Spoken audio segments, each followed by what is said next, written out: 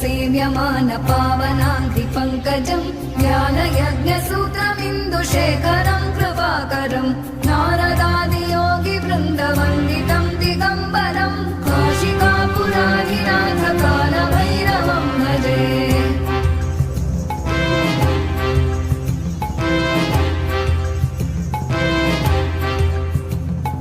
भानुकोटिभास्वनं भवाब्धितारकं परं नीलकण्ठमीप्सितार्थदायकं त्रिलोचनं कालकालमम्बुजाक्षमक्षशूलमक्षरं काशिकापुराधिनाथ कालभैरवं भजे।